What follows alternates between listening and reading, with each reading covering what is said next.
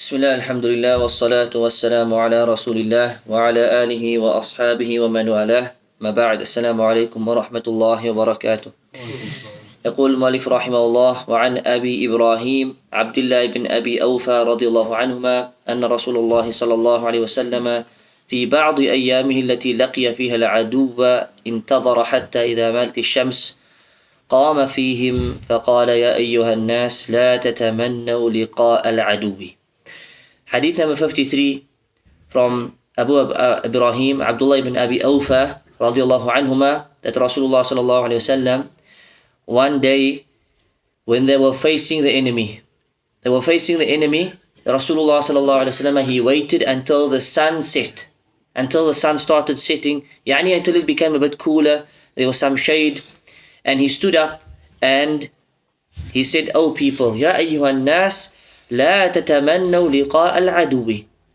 Do not long and hope for meeting the enemy. One should not hope and have this desire to be on the battlefield.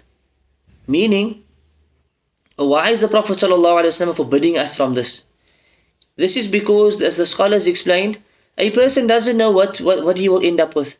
He doesn't know if he ends up in a big fight, in a big battle. What's his condition going to be? Is he going to be a patient person? Is he going to be a coward? Is he going to be a person who's brave enough to fight? So nobody should long and hope for this. This is not something that we should be hoping for. This is what we desire. This is all that we want. So he says this is something that we should not want. Why? Ideally, we want to be in a state of afiyah, in a state of well-being, a state of safety and security. Because this is where we are safest. We are not going to put ourselves in unnecessary tests. Also, some scholars mentioned a person who longs for this, there is a type of al-i'jab bin nafs. This person might be impressed with himself. This person might think he is, brave and strong. He might start to rely on himself and his own skill sets and his own fighting abilities and his own bravery, thinking this is enough, and so forth. So there's a sense of this might lead him to being, arrogant, where he's impressed by himself. And so for this reason, the scholars, they said this is why the Prophet ﷺ, this is why he forbade this. He said one should not hope for this. This is not a desire that one should have. وَاسْأَلُوا اللَّهَ الْعَافِيَةِ. Instead, keep asking Allah for al-afiyah. Keep saying, "Oh Allah, Allahumma inna nas'aluka al-afiyah," for example. "Oh Allah, we ask you for al-afiyah." What is al-afiyah? Al-afiyah is a very broad term that includes all types of well-being. So it's translated as well-being. Well-being in our bodies, in our homes, in our wealth, in our families, in this dunya, in the year after. We want to be safe and secure. We want to be healthy. We want to be upon afiyah. So the Prophet says, keep asking Allah for al-afiyah. In fact, one of the best du'as a Muslim can make is to always ask Allah for al-afiyah. If you look at the adhkar of sabah and masa, the Prophet ﷺ has taught us a du'a for al-afiyah every morning and every evening, that we make a du'a for this well-being. So he says instead you should be making this type of du'a. فَإِذَا لَقِيتُمُوهُمْ فَاصْبِرُوا. But if you end up meeting them, meaning if you end up on the battlefield and it's come to that point where you have to fight for the sake of Islam, then فَاصْبِرُوا. Then you have to be brave. Then you have to man up, and at the same time فَاصْبِرُوا, you have to have patience.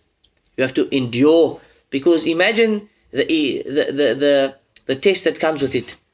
For those of us who have not been there, we can only think the type of tests that people are going through. You look at what's happening in Palestine, in Gaza, look at other places, the tests and the tribulations that these things come with is severe. And this is where Allah Azza wa Jal tests the believers to see who are the patient and who are the true mujahideen. As Allah Azza wa Jal mentions this in the Quran. So the Prophet ﷺ says, if you meet them and this happens, then you have to be patient. وَاعْلَمُوا أَنَّ الْجَنَّةَ تَحْتَ ظِلَالِ السُّيُوفِ. The Prophet ﷺ then said, and you should know that paradise, Jannah, it lies below the shade of the swords. It lies below the shade of the swords. Meaning, one of the best ways to attain Jannah is to do jihad fi sabilillah. is that when you stand on the battlefield for the sake of Allah Azza wa Jal, this is one of the best ways to attain jihad, or attain Jannah. This is what Rasulullah sallallahu alaihi wasallam is saying. Then he makes dua for Allah's victory. This khutbah was given, this advice was given on the battlefield. So the Prophet sallallahu alaihi wasallam makes dua and he says, Allahumma munzil al-kitab, wa mujri al-sahab, wa hazim al-ahzab, ihzimhum, wansurna alayhim. You will notice these du'as we've been making every morning in Fajr as well. Allahumma munzil al-kitab, this is the dua of the Prophet sallallahu alaihi wasallam. Oh Allah, the one who sent down the book. The one who sent down the book. Wa mujri al-sahab, the one who moves around the clouds, who causes the clouds to disperse. Wa hazim al-ahzab, and the one who destroyed the confederates, the ahzab. This was the people who came to attack the Prophet ﷺ in the battle of Al-Khandaq. And Allah Azza wa Jal sent a wind that destroyed them. So the Prophet is making dua to Allah, the one who destroyed those people. Ya Allah, you are hazim al-ahzab. Ihzimhum, destroy them. And destroy our enemies. Wansurna alayhim, and grant us victory over them. This hadith is once again in Bukhari and Muslim. What does the hadith teach us? Number one, not to long and hope for standing on a battlefield in front of the enemies.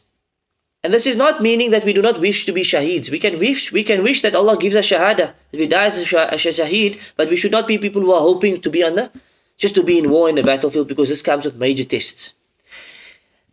And secondly, if you end up on the battlefield and you have to be there, then you have to be brave and you have to have sabr.